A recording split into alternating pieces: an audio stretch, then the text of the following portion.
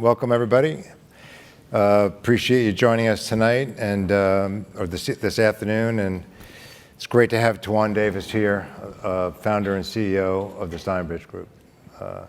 We also have connections and work together in New York on at the New York Urban League. So Tawan. Yes, sir. Tell us a little bit about the Steinbridge Group, how long you've been around doing this, and sort of the overall vision of what you're trying to accomplish. Sure. Well, first of all, thank you so much for having me, and it's good to see Marion.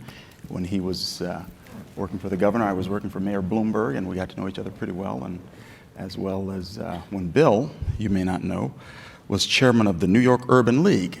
Now, he looks like he could be Mark Morial's cousin, but he is not, and he did a great job when I joined the board of the New York Urban League of guiding it through some growing moments. And so it was great. So we have that in common as well. So I started Steinbridge Group in about 2016, 17.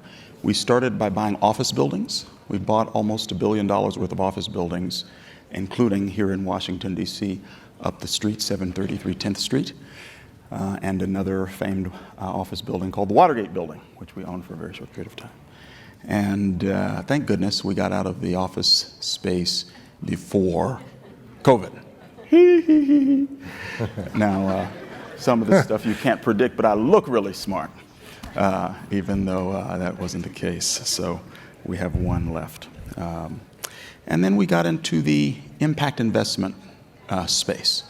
And my thought is that real estate can be a first mover of impact. My background is in economics and finance and real estate, and putting together my deep conviction around the ability to make a difference and the ability of impact real estate to be an amplifier of that difference. So we started buying and renovating single-family homes. We did a few hundred of those, and then we started to grow. Today we have approximately 1.5 billion pipeline. We have developments in 4 or 5 states, active construction over the next probably 12 to 18 months in 4 or 5 states of about $700 million. And so we're growing quite rapidly, and we're focused on housing for working families, so really middle market housing. This isn't low-income housing per se. There seems to be a lot of government support. You have low-income housing tax credits, new market tax credits. And of course, rich folks can buy anything, they darn well please.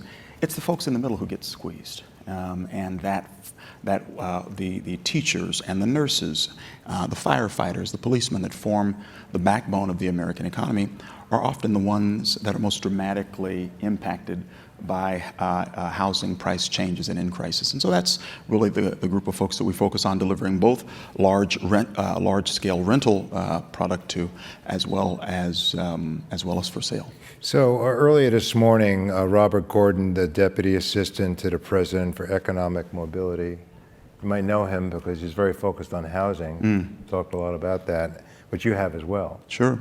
Can you talk a little bit at the high level, the whole issue of housing? Sure. And then bring us down that sort of pipeline to how you factor that into the economic development equity side of that, which you touched on a little bit about, of the impact investing, how you decide what communities to go into, and this is sort of a loaded question, and the ROI that you see in what you're doing. Sure. Well, you know, that's a lot of loaded questions. Let's see if we can parse them. First of all, about 30% of Americans are housing burdened. Actually, 50% of Americans, depending on which statistics you believe, are housing burdened. That means that they spend more than 30% of their income on housing. If you go to the major cities that are 1 million to 2 million people in population or more, then 40 to 50% of people spend 30% or more of their income on housing. There was a study done in the 1980s that it took roughly 2 years, 2.2 to be precise, to save for a home. After the 2008 great financial crisis, that number went to 6 years. After COVID, that number went to 11 years.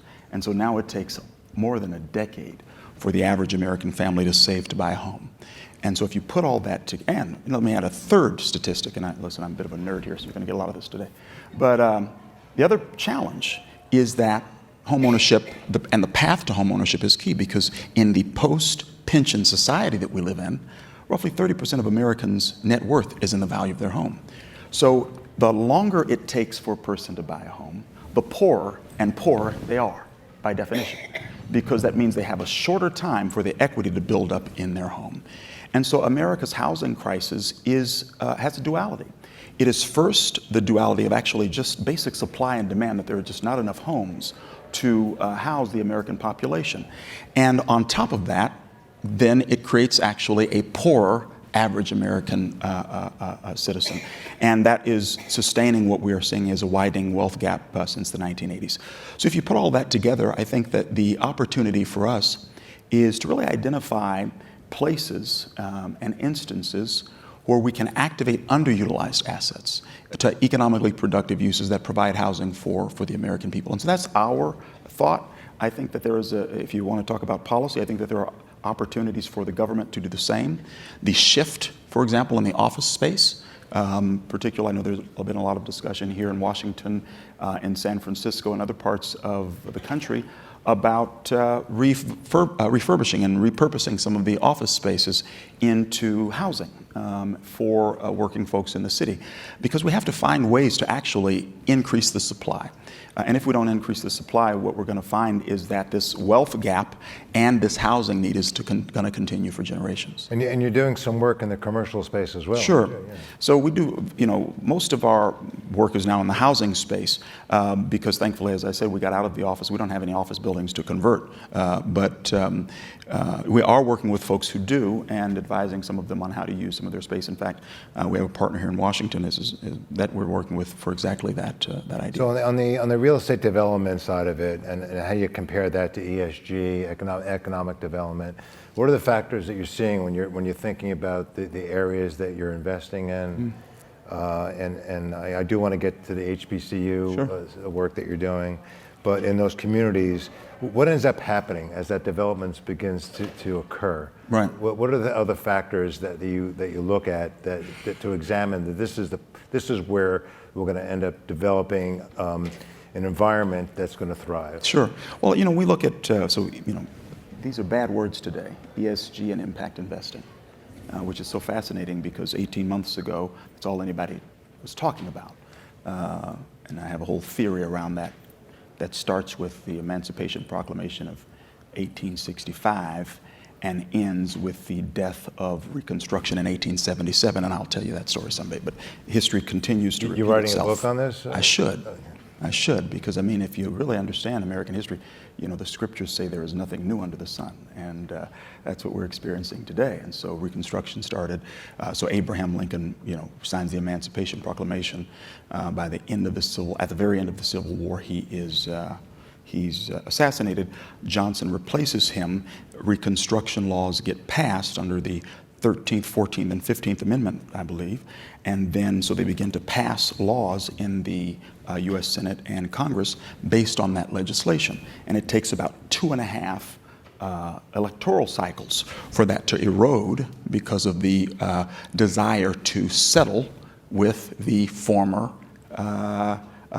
rebellious states. And so you could make an argument that we have experienced something similar here. That we had a moment in which America responded to a shock to the system, and then over the next electoral cycle or two, we basically saw the very folks who had created some of this agita now in the position to undo some of the progress that we made in a very, very short period of time. This is the third time this happened in American history. The first time it happened was 1865 to 1877. Second time it happened was after the Civil Rights Movement, the very similar idea. So if you think about the Voting Rights and Civil Rights Act were passed in 64 and 65, Nixon is elected in 1968. Strom Thurmond takes the Democrats who had been, the Southern Democrats, who had all been Democrats because they were opposition to Abraham Lincoln. And in 1865, he takes the Southern Democrats and starts the Dixiecrats. The Dixiecrats run one one election cycle, and they lose against Nixon. But then from that moment, that entire group of people that had been in opposition to the Voting Rights and Civil Rights Act and had been in opposition to Lincoln break away from the Democratic Party and join the Republican Party. And then from that moment forward, the Republican Party, God bless them, moves to a different part of the spectrum on these issues. And so we've seen, so that was the second time it happened in American history. And I think we've just experienced, too much of our observation, a very similar moment where we saw that we thought we had consensus. We thought that we had consensus, and then in a very short period of time, that consensus was eroded by folks who had very particular views on either side. And so I think that's a long way to answer the question, why is that important? It is important because I think that we have to begin to respond to these with longer-term strategies. And those longer-term strategies have to measure economic output.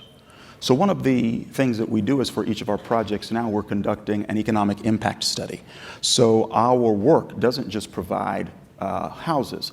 We have somewhere between a 3 and 4 times multiplier, because when people build a home, they have to also buy coffee at the corner shop. And we have lawyers involved and architects involved. And we've got the local corner store and so you have the gas station down the street. So for each development we do, there's 3 or 4 times the economic activity created for the work that we do. And that's one of the things that we measure and one of the ways we make this decision. These are investment decisions because these are long-lived decisions. To build $1 billion worth of real estate over, takes you 2 to 3 years to do that. I think you indicated that based on what you've already done, what the economic output is from that. That's right. Exactly. So if you take just our pipeline today of $1 billion to $1.5 billion, we are basically having somewhere between a $3 and $4.5 billion economic impact, because we are, and this is the unique part of being at the helm of an organization like ours, is because we're the decision makers. So what role does that ROI that you've identifying, how does that play into raising capital? Well, it's interesting. So again, this is so fascinating. There was a window of about 12 to 18 months where if you put impact in any of your investment materials, you could raise $100 million.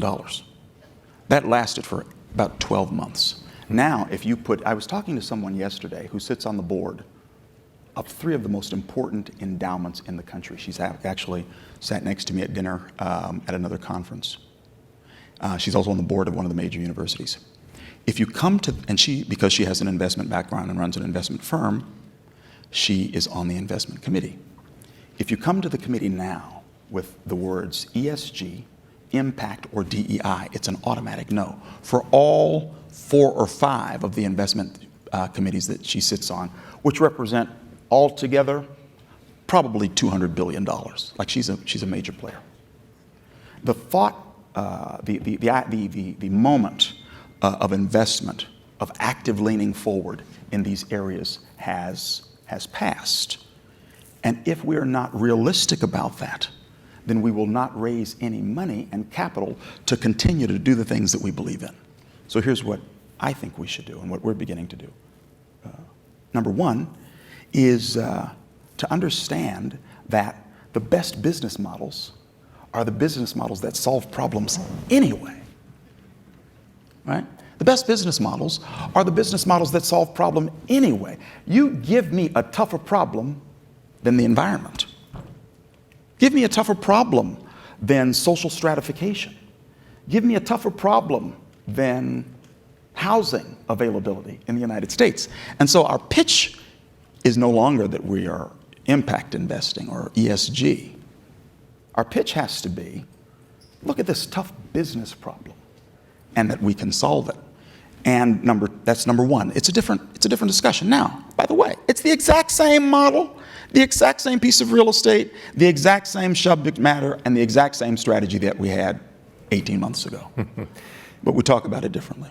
So before we switch to the HBCU, or maybe we can do that now or not, but the partners that you need to work with in your local development efforts? What's required? And then I want to move to the HBC because Sure. that's really important for you. So first of all, I think the other point I would make is that those investment strategies that were once focused on impact, that we're now focusing on solving tough business problems, you have to make competitive returns. And so the idea that there is a discount available in the market for doing good does not exist anymore. But we have to also remember that some of Tesla is an ESG company. I mean, it tries to solve the problem of fossil fuels in the American automotive system, and even though now it seems to stand as a bastion of anti-DEI or anti-ESG, it is actually an ESG company. And so I think that, again, being able to present competitive returns and make the argument that these are solving complicated business problems is the question. So let's switch. Sure. Let's talk about the great work you're doing with some of the HBCUs, Howard and so on, and how you're working with them to help them with their contributing to their endowment in some form or another, right? Sure. Conceptually. But so there are really three kind of broad strategies that we have in our impact approach. Number one is we go in, as I mentioned, and we rehabilitate underutilized buildings and homes and the like. Number two is that we have an urban infill strategy. You find properties that are underutilized and we try to activate those. So instead of displacement, we are trying to add to the supply, which brings down the price curve. The third thing is to partner with nonprofits and other institutions that have underutilized real estate. And so we've done that in several ways. We've partnered with large congregations, for example. We have partnership with large denominations, for example, that have tons and tons of real estate throughout the United States that they want to contribute to economically productive uses. But they want to do it in a way that's consistent with their mission. And another such strategy under that umbrella of partnering with these institutions is our work with historically black colleges and universities. So there are 105 HBCUs in the United States. If you put them all together, they have about 230,000 students. If you put all of them together also, they have 1% on average of the endowments of the rest of the U.S. system. If you added all of them together as one large endowment, it would still be smaller than the smallest Ivy League endowment, which is Brown University. So it is yet in that system, something like 75% of federal judges, 80% of doctors, 45% of PhDs of African American descent come through the HBCU system. And so they punch well above their weight with very paltry resources. And so our thought was again, if you go back to history, after the Civil Wars, when most of these institutions were started, in two buckets. Half of them were started by the government and got land grants. The rest of them were started by the denominations, the Baptists, the Methodists, and the others. And also basically got these huge plots of land. And so these land positions are their largest asset, and some of them have not been activated in over 100 years. And some of our work with them, we've had to go back and dig for deeds from the late 1800s. And so they haven't been activated. And so because the nation is moving south, and 90% of the HBCUs are south of the Mason-Dixon, and because the nation is these institutions are south of the Mason-Dixon, but in some great urban and re-urbanizing areas, they happen to be sitting on extremely valuable land. And so what we've done is we have committed $100 million to the HBCU system to help them to identify and activate underutilized property. We're partnering with Student Freedom Initiative, which was started by Robert Smith. Robert Smith is the founder and chairman of Vista Equities.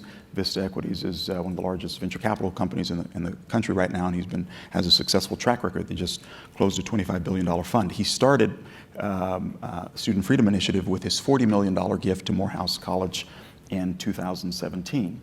And that launched his focus and interest in the HBCU system as a focus of his impact and philanthropy. So we're partnering with them to identify these historically black colleges and universities that have these underutilized land and activating it to economic So resources. in 30 seconds or less, What is it that drives you? What's the passion behind what you do every day in your job?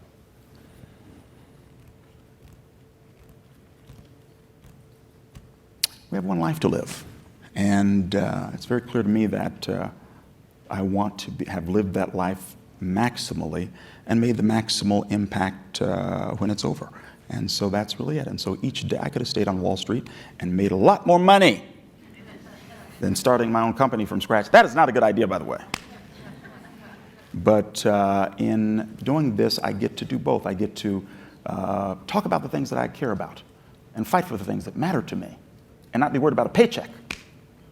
And then at the same time, make an impact in the ways and on the people about whom I feel called to serve. And so, yeah, I feel highly blessed to have those particular things overlap in my life. Well, thank you for sharing everything you're doing for the greater good, and good luck. Thank you. Good to be here. Thank you.